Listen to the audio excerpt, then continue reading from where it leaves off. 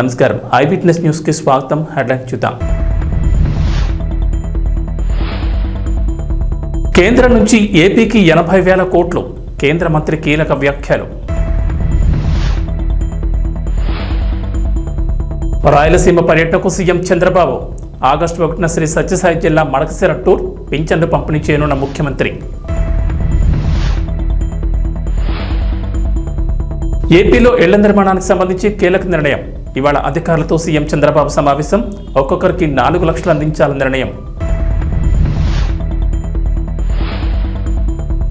హైదరాబాద్ శివార్లలో అద్భుత నగరం. Net zero city స్థలాన్ని పరిశీలించిన సీఎం. అధికారులకు కీలక సూచనలు. ఆంధ్రప్రదేశ్ ముఖ్యమంత్రి నారా చంద్రబాబు నాయుడు ఈ నెల కూడా లబ్ధిదారులకు పింఛన్లు పంపిణీ చేయనున్నారు. ఈసారి ఆయన రాయలసీమ జిల్లాకు వెళుతున్నారు. ఈ మేరకు పర్యటన ఖరారైంది. ముఖ్యమంత్రి చంద్రబాబు ఆగస్టు 1వ తేదీన మడకశిర నియోజకవర్గం గుండుమలలో పర్యటిస్తారు. ఆ రోజు వృద్ధులకు పింఛన్లు పంపిణీ చేస్తారు.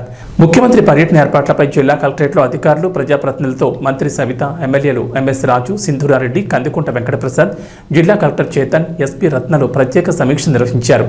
ముఖ్యమంత్రి చంద్రబాబు పర్యటనను విజయవంతం చేయాలని మంత్రి సవిత కోరారు. రాష్ట్ర ఆర్థిక పరిస్థితి అంతమాత్రంగానే ఉన్నా పెద్ద ఎత్తున పింఛన్లు పెంచిన ఘనత చంద్రబాబుకి దక్కుతుందన్నారు.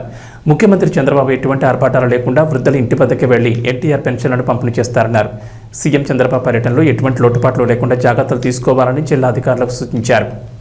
ఆంధ్రప్రదేశ్లో రైతులకు మంత్రి అచ్చెన్నాయుడు గుడ్ న్యూస్ చెప్పారు. భారీ వర్షాలు, గోదావరి వరదలకు పంట నష్టపోయిన ప్రతి రైతును ఆదుకుంటామని హామీ ఇచ్చారు.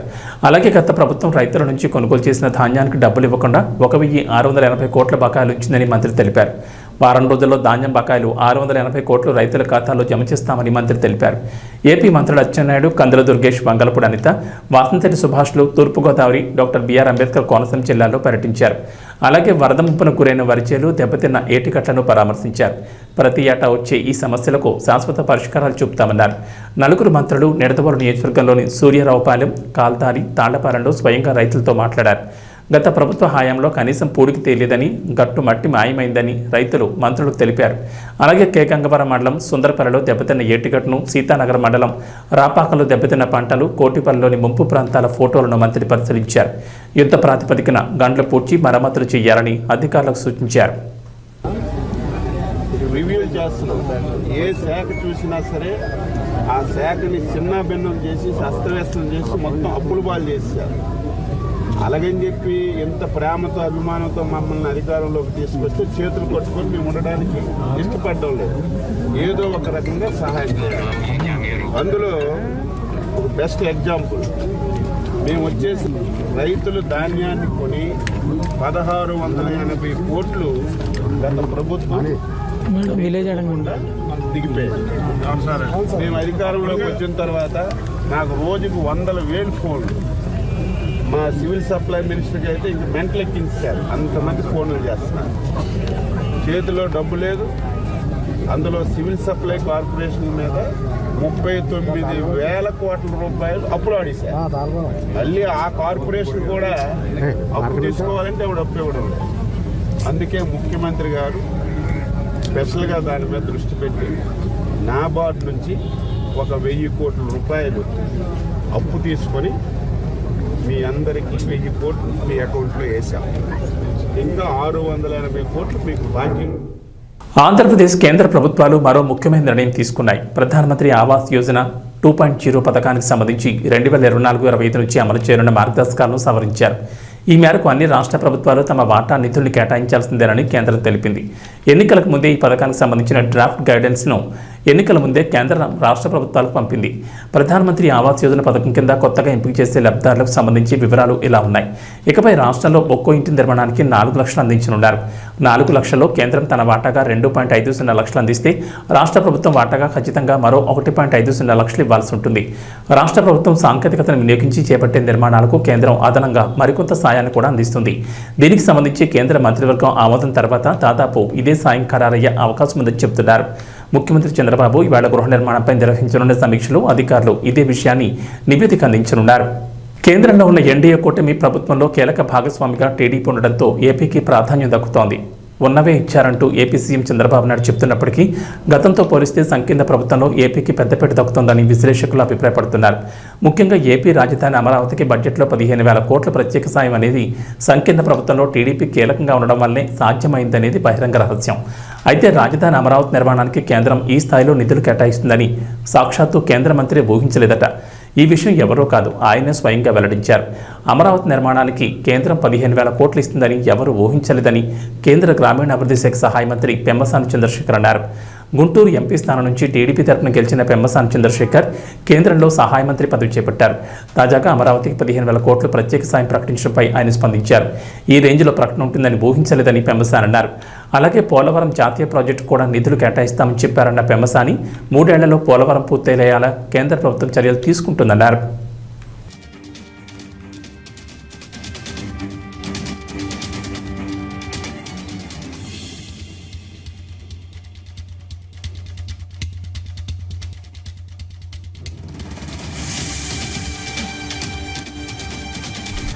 హైదరాబాద్ నగరం విశ్వనగరంగా అభివృద్ధి చెందుతోంది. ఇప్పటికే అనేక జాతీయ అంతర్జాతీయ సంస్థలు నగరంలో పెట్టుబడి పెట్టాయి. తమ సంస్థలు ఏర్పాటు చేసే కార్యకలాపాలు విస్తరిస్తున్నాయి. అందుకు అనుగుణంగా రాష్ట్ర ప్రభుత్వం కూడా నగర అభివృద్ధిపై స్పెషల్ ఫోకస్ పెట్టింది. నగర శివార్లలోని ప్రాంతాల అభివృద్ధికి ప్రత్యేక చర్యలు తీసుకుంటోంది. అందులో భాగంగా హైదరాబాద్ నగర శివార్లలో అద్భుత నగర నిర్మాణానికి ప్రభుత్వం ప్రణాళికలు సిద్ధం చేస్తోంది. కాలుష్య రహితంగా, కర్బన ఉద్గారాల రహితంగా నెట్ జీరో సిటీ నిర్మాణం చేపట్టాలని నిర్ణయం తీసుకున్నారు. గత బీఆర్ఎస్ ప్రభుత్వం ఫార్మాసిటీ కోసం సేకరించిన భూముల్లోని ఈ నగరాన్ని నిర్మించనుంది. రంగారెడ్డి జిల్లా కందుకూరు, యాచారం మండలాల్లో ఫార్మాసిటీ కోసం గత ప్రభుత్వం దాదాపు 19,000 ఎకరాల భూమిని సేకరించాలని టార్గెట్గా పెట్టుకుంది. పలు దఫాలుగా ఇప్పటిదాకా 12,000 ఎకరాలకు పైగా భూమిని సేకరించారు. అయితే కాంగ్రెస్ అధికారంలోకి వచ్చాక ఫార్మాసిటీని ఒకే ప్రాంతంలో కాకుండా హైదరాబాద్ నగరం చుట్టూ క్లస్టర్లుగా ఏర్పాటు చేస్తామని ప్రకటించింది. అసెంబ్లీ ఎన్నికల్లో కాంగ్రెస్ పార్టీ ఇచ్చిన అతిపెద్ద హామీ రైతులకు 2 లక్షల రుణమాఫీ. ఈ హామీని నెరవేర్చే ప్రక్రియను రేవంత్ రెడ్డి ప్రభుత్వం ఇప్పటికే ప్రారంభించింది. 3 విడతల్లో రైతులకు 2 లక్షల రుణమాఫీని ఆగస్టు 15లో పూర్తి చేస్తామని సీఎం రేవంత్ రెడ్డి ప్రకటించారు. ఈ క్రమంలోనే జూలై 18వ తేదీన మొదటి విడతగా 1,00,000 రూపాయల రుణాలు ఉన్న రైతుల ఖాతాల్లోకి డబ్బులు పంపించింది సర్కార్. కాగా 1,00,000 నుంచి 1,50,000 వరకు అప్పు ఉన్నోళ్లు, 2 లక్షల వరకు రుణాలున్న రైతులంతా ఎప్పుడెప్పుడు తమ ఖాతాల్లో డబ్బులు వస్తాయని ఎదురుచూస్తున్నారు. కాగా ఈ విషయంపై సీఎం రేవంత్ రెడ్డి క్లారిటీ ఇచ్చారు. కలవకుర్తిలో కాంగ్రెస్ దివంగత నేత సూదిని జైపాల్ రెడ్డి 5వ వర్ధంతి సందర్భంగా నిర్వహించిన బహిరంగ సభలో పాల్గొన్న రేవంత్ రెడ్డి ఈ విషయంపై స్పష్టత ఇచ్చారు. జూలై 31 లోపు 2వ విడత కింద 1,50,000 వరకు రుణమాఫీ పూర్తి చేస్తామని క్లారిటీ ఇచ్చారు. అయితే ఆగస్టు 2 నుంచి 14 వరకు తాను విదేశీ పర్యటనకు వెళ్తున్నానని, తిరిగి వచ్చిన తర్వాతే 2 లక్షల రుణమాఫీ చేస్తామంటూ ఈ సభా వేదికగా సీఎం రేవంత్ రెడ్డి స్పష్టతనిచ్చారు. దీంతో 2వ విడతలో రుణమాఫీ కానున్న రైతులు సంతోషం వ్యక్తం చేస్తుండగా 2 లక్షల రుణాలున్న రైతులు మాత్రం ఉస్తూరుమంటున్నారు. ఇదిలా ఉంటే కల్వకుంట్ల నియోజకవర్గంపై సీఎం రేవంత్ రెడ్డి వరాల జల్లు కురిపించారు. నియోజకవర్గంలో రోడ్ల నిర్మాణం కోసం 150 కోట్లు, తాను చదువుకున్న తాండ్ర పాఠశాల అభివృద్ధికి 5 కోట్లు ప్రకటించారు. ఇక ముచ్చింతల్లో 100 కోట్లతో నిర్మించనున్న స్కిల్ డెవలప్మెంట్ యూనివర్సిటీకి ఆగస్టు 1న శ్రీకారం చుడతామని సీఎం రేవంత్ రెడ్డి తెలిపారు. నియోజకవర్గాల్లోని అన్ని తాండాలు, గ్రామాలకు బీటీ రోడ్డు నిర్మిస్తామని హామీ ఇచ్చారు. హైదరాబాద్ కలవకుర్తి శ్రీశైలం జాతీయ రహదారిని 4 రోడ్ల రహదారిగా విస్తరించేందుకు కేంద్రంతో చర్చించామని సీఎం రేవంత్ రెడ్డి గుర్తు చేశారు. ఆ పనులు కూడా త్వరలోనే ప్రారంభమవుతాయని తెలిపారు. ఆగస్టు 15 తారీఖు లోపల 2 లక్షల రూపాయల రైతు రుణమాఫీ చేసి తీరుతా. ఎట్లయితే తెలంగాణ మాజీ ప్రభుత్వ ప్రధాన కార్యదర్శి సోమేష్ కుమార్ చిక్కుల్లో పడ్డారు. గత ప్రభుత్వ హయాంలో జరిగిన ఓ స్కామ్లో ఆయన్ను నిందితుడిగా పేర్కొంటూ హైదరాబాద్ సీసీఎస్ పోలీసులు కేసు నమోదు చేశారు. వాణిజ్య పనుల శాఖలో జరిగిన ఇన్పుట్ ట్యాక్స్ క్రెడిట్ చెల్లింపుల్లో దాదాపుగా 1000 కోట్ల మేరకు అక్రమాలు జరిగినట్లు పోలీసులు గుర్తించారు. ఈ వ్యవహారంలో వాణిజ్య పనుల శాఖ అదనపు commissioner S V Kashi Visweswararao, Hyderabad rural deputy commissioner Shivaram Prasad, ప్లియాంటో టెక్నాలజీస్ ప్రైవేట్ లిమిటెడ్ నిర్వాహకులు, IIT Hyderabad assistant professor Shobhan బాబులను నిందితులుగా పేర్కొన్నారు. 5వ నిందితుడిగా సోమేష్ కుమార్ పేరును చేర్చారు. ట్యాక్స్ ఎగవేతదారులకు వీరు సహకరించడం ద్వారా భారీగా అక్రమాలు జరిగినట్లు ఆ శాఖ జాయింట్ కమిషనర్ రవి కానూరి పోలీసులకు ఫిర్యాదు ఇచ్చారు. ఈ మేరకు వారిపై 406, 409, 120B ఐటీ చట్టం కింద సీసీఎస్ పోలీసులు కేసు నమోదు చేశారు. ఒక్క తెలంగాణ బ్యావరేజెస్ కార్పొరేషన్ పన్ను ఎగవేత ద్వారానే వాణిజ్య పనుల శాఖకు 1000 కోట్లకు పైగా నష్టం వాటిల్లినట్లు పేర్కొన్నారు. మరో 11 ప్రైవేట్ సంస్థలు సుమారు 400 కోట్ల పన్ను ఎగవేసినట్లు ప్రాథమికంగా తాము గుర్తించినట్లు ఫిర్యాదులో పేర్కొన్నారు.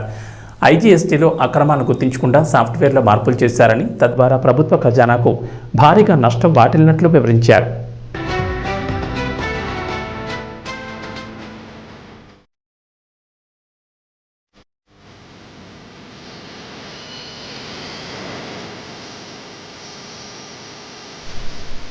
డప్పు చప్పుళ్ళు, ఈల గోలలు, పోతరాజుల ఆటలు, పట్టుచీరల్లో ఆడపడుచులు, పసుపు బోనాలతో ఊరేగింపులు, అమ్మవారి పాటలకు చిన్న పెద్ద చిందులు. ఇదంతా తెలంగాణలో బోనాల సందడి అనుకుంటున్నారేమో. అమెరికాలోని న్యూజెర్సీలో ఆషాఢ మాసంలో తెలంగాణ రాష్ట్ర ప్రజలు అంగరంగ వైభవంగా మహాంకాళి బోనాలు జరుపుకుంటున్న వేళ తెలంగాణ సంస్కృతి సంప్రదాయాలు ఉట్టుపడేలా న్యూజెర్సీలోనూ బోనాల జాతర నిర్వహించారు. తెలుగు వాళ్ళు ఎక్కడున్నా వాళ్ళ మూలాలు సంప్రదాయాలను మర్చిపోరని నిరూపిస్తూ మన తెలుగు అమెరికా సంఘం నిర్వాహకులు ఈ బోనాల జాతరను ఘనంగా నిర్వహించారు. ఆషాఢ మాసం చివరి వారం సందర్భంగా నిర్వహించే మహంకాళి బోనాలను ఆదివారం న్యూజెర్సీలోని ఓక్ట్రీ రోడ్లోని శ్రీ శివ విష్ణు టెంపుల్ ఎన్జేలో సాయంత్రం 4:30 నుంచి Saidatta Preetam and culture centre ఆధ్వర్యంలో కన్నుల పండుగ నిర్వహించారు ఆటా నిర్వాహకులు.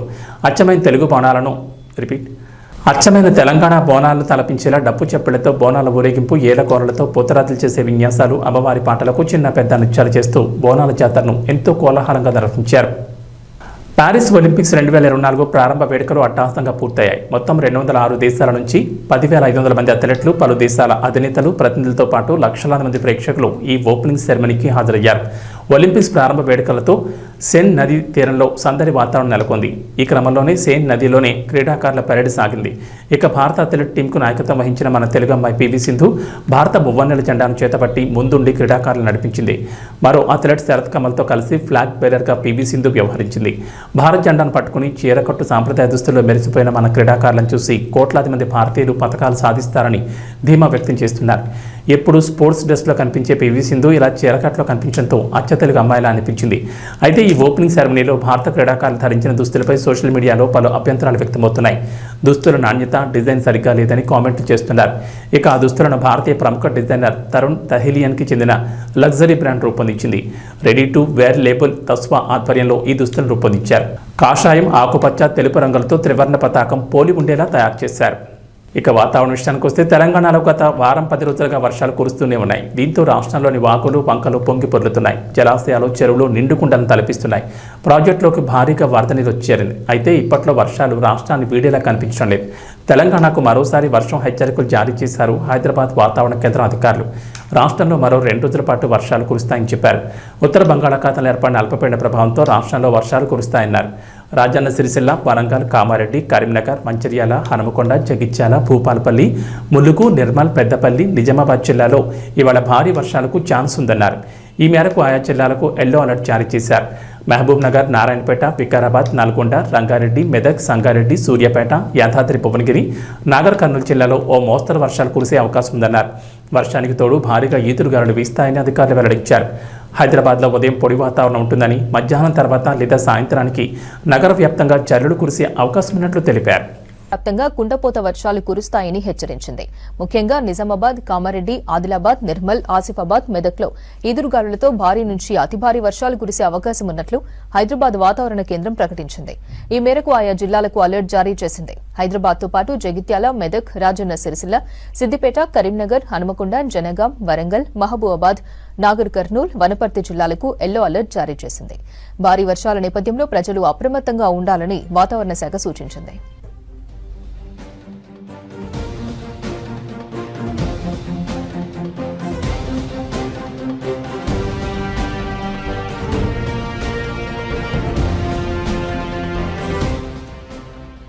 రానున్న 3 రోజులు రాష్ట్రంలో తేలికపాటి నుంచి భారీ వర్షాలు కురిసే ఛాన్స్ ఉందన్నారు వాతావరణ శాఖ అధికారులు. ఉత్తర తెలంగాణలోని ఆదిలాబాద్ సహా 4 జిల్లాలకు భారీ వర్ష సూచన చేశారు. జులైలో సాధారణ వర్షపాతం నమోదు కాగా ఆగస్టులోనూ మంచి వర్షాలుంటాయంటున్నారు.